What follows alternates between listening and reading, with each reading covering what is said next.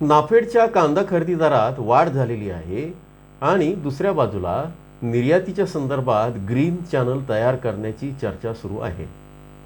नाफेड NCCFचा कांदा खरेदी दर वाढलेला आहे आणि निर्यातीच्या संदर्भातली जी बातमी आहे या दोन्ही कांद्याच्या बाजारभावाच्या दृष्टीने अतिशय महत्त्वाच्या घडामोडी आहे. त्याची माहिती आपण या व्हिडिओमध्ये बघणार आहोत. नमस्कार, ॲग्रोशिवारमध्ये आपल्या सर्वांचं स्वागत आहे. आज आहे सोमवार, तारीख आहे 17 ऑगस्ट 2024. सगळ्यात आधी तुम्हाला जी अपेक्षा होती आणि जी चर्चा आपण करत होतो, नाफेडच्या कांदा खरेदी दराची वाढ. नाफेड म्हणण्यापेक्षा नाफेड आणि NCCFचा कांद्याचा खरेदी दर आज डोकाणं म्हणजे केंद्रीय ग्राहक संरक्षण मंत्रालयाच्या अधिकाऱ्यांनी एका नोटिफिकेशनद्वारे तो वाढला असल्याचं जाहीर केलेलं आहे. या संदर्भातलं आता अधिकृत पत्र पण आलेलं आहे. या पत्रानुसार उद्यापासून म्हणजे मंगळवार दिनांक 18 ऑगस्ट 2026 या दिवसापासून नाफेड आणि NCCFचा कांदा खरेदीचा जो दर आहे तो आता 2335 रुपयांवरनं आता 2645 रुपये प्रति क्विंटल असा होणार आहे.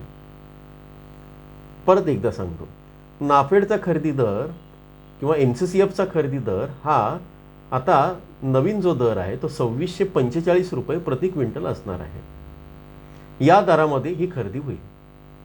आता सगळ्यात महत्त्वाचा प्रश्न आहे की नाफेडचा कांदा येत्या 8-10 दिवसामध्ये जो स्टॉकचा कांदा आहे, ज्याला GRS क्वालिटी किंवा ज्याला लोडिंगचा माल, चालू बाजारातला माल असं म्हणतात, तो बाजारात आणण्याची तयारी गव्हर्नमेंट करत आहे. कधी तर या शनिवारी किंवा सोमवारपर्यंत तो येऊ शकतो. अशा स्थितीमध्ये नंबर 1 ग्रेडचा किंवा 1 नंबर कांदा जो आहे, 1 ग्रेडचा कांदा आहे, त्याचे बाजारभाव वाढलेले आहेत. याचा अर्थ काय घ्यायचा, तर याचा खरंच बाजारावर परिणाम होईल का? तर पहिली गोष्ट बघूया, GRS ग्रेडचा कांदा बाजारात येईल या संदर्भात आपण आधीच सांगितलेलं आहे. त्याची अधिकृत तारीख आलेली नाही आहे आणि ही खरेदी कधीपर्यंत चालेल आता जी वाढीव दरानं, ही साधारण 2 चर्चा आहे. एक तर शुक्रवारपर्यंत चालेल, 21 तारखेपर्यंत, 21 ऑगस्टपर्यंत. पण ज्या अर्थी मंगळवारपासून दर वाढवले त्या अर्थी 3 दिवसांसाठी तर कोणी दर वाढवणार नाही. त्या अर्थी ही खरेदी संपूर्ण ऑगस्ट महिन्यापर्यंत चालू शकते. सध्या तरी आपल्याला खरेदी बंद होईल अमुक तारखेपर्यंत असे काही नोटिफिकेशन नाही आहे. सुरुवातीला पोर्टलवरचं जे नोटिफिकेशन दिसतंय अनेकांना, त्यानुसार 29 ऑगस्टपर्यंत खरेदीची मुदत असल्याचं सांगितलं जात आहे. थोडक्यात आणखी 8 ते 10 दिवस किंवा ऑगस्ट एंडपर्यंत म्हणजे साधारण 15 दिवस तर आता राहिले नाहीत, कारण आजच 17 तारीख आहे. साधारण पुढचे 13-14 दिवस हा कांदा किंवा नाफेडची कांदा खरेदी बाजाराला आधार ठरू शकते. आता दुसऱ्या बाजूला नाशिक आणि एकूणच सगळ्या जिल्ह्यांमध्ये कांद्याचे बाजारभाव, पिंपळगावला आज सरासरी 3400 रुपये झालेली आहे. अनेक ठिकाणी 2500ची पातळी ओलांडलेली आहे. थोडक्यात 1 नंबर क्वालिटीचा जो कांदा आहे त्याचे दर आता 3000च्या वरती आहे. अशा स्थितीत कोणी शेतकरी नाफेड आणि NCCFच्या खरेदी केंद्राला जातील किंवा देतील अशी शक्यता कमी वाटते. दुसऱ्या बाजूला याच्यामध्ये मेक अशी आहे की GRS क्वालिटीचा कांदा खरेदी करण्याची बातम्या खरेदी करणं थांबवणं, ही मागच्या आठवड्यापासून ही खरेदी थांबवून नंबर 1 क्वालिटी किंवा A ग्रेड क्वालिटीचा खरेदी सुरू करावी असं नोटिफिकेशन आलं होतं. ते आपण सांगितलेलं होतं. पण नंतर काय झालं, या खरेदीकडे पण शेतकऱ्यांनी कमी बाजारभावामुळे पाठ फिरवली. परिणामी नंतर त्यांच्यात अशाच चर्चा झाली गव्हर्नमेंट आणि या खरेदी केंद्र चालकांमध्ये की तुम्ही आम्हाला 45 मिलीमीटर, थोडक्यात बाजारात जो ॲव्हरेज कांदा आहे आता या घडीला, त्याच्या खरेदीची परवानगी द्यावी. आणि त्यानुसार आता ती परवानगी तशी पण खरेदी होताना दिसते आहे. थोडक्यात A ग्रेडच्या कांद्याच्या ऐवजी थोडंसं कमी ॲव्हरेज म्हणजे 2 नंबरचा कांदा किंवा 45 mm ॲव्हरेज कांदा खरेदी होत आहे असं काही जणांनी सांगितलं आहे. आता तसं झालं तर तुमचा ॲव्हरेज कांदा आहे किंवा बिलो ॲव्हरेज कांदा आहे, त्याला मजबूत आधार मिळू शकतो बाजारभाव वाढीचा. आता हे कुठपर्यंत टिकेल तर तुम्हाला शुक्रवारपर्यंत आता आपल्याला हे समजेल की 21 तारखेपर्यंतच आहे की आणखी कुठे आहे हे या आठवड्यात खुलासा होईल.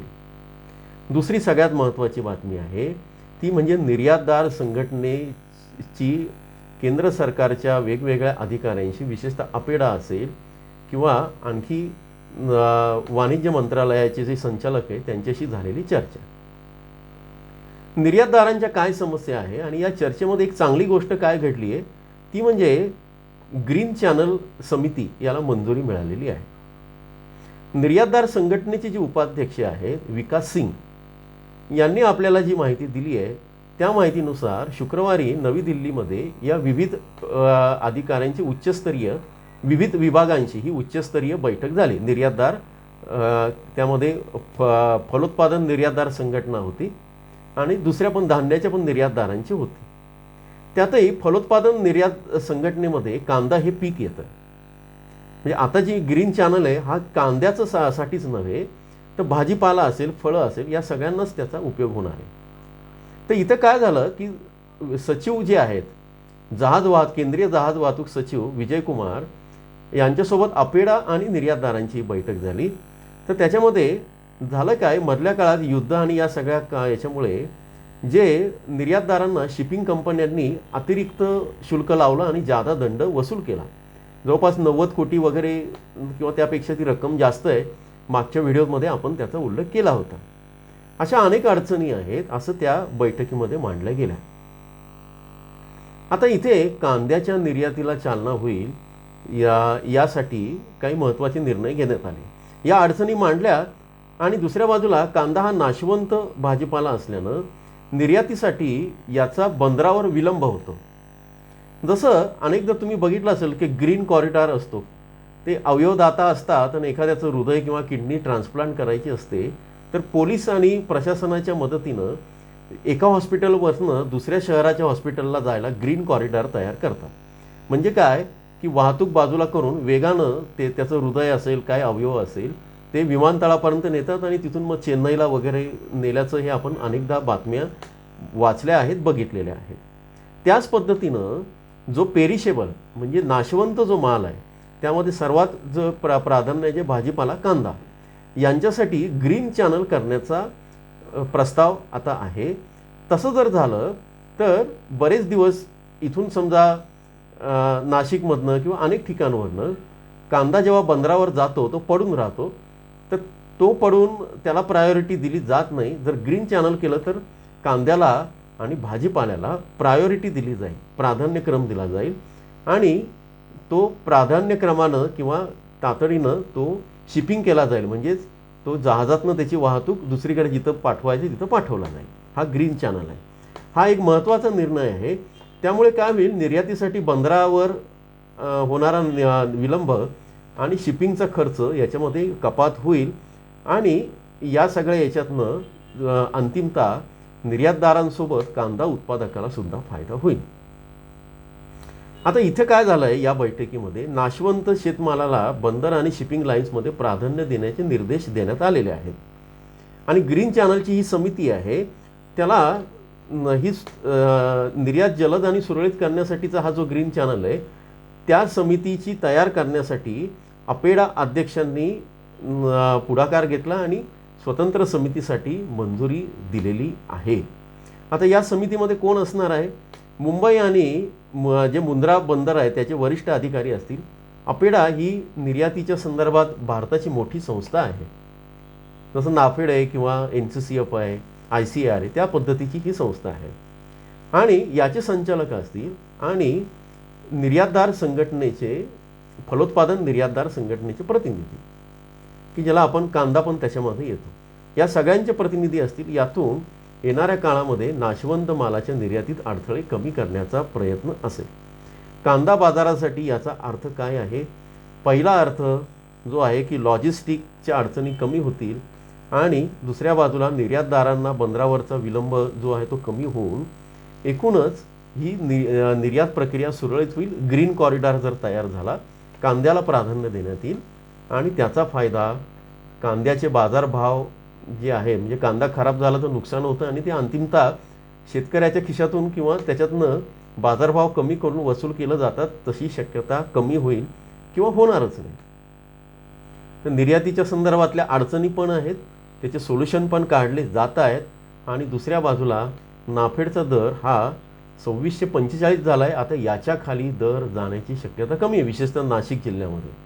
नाशिक जिल्ह्यामध्ये जो परिणाम होईल त्याचा परिणाम अहिल्यानगर, धुळे, जळगाव, छत्रपती संभाजीनगर, पुणे, सोलापूरपर्यंत होऊ शकतो.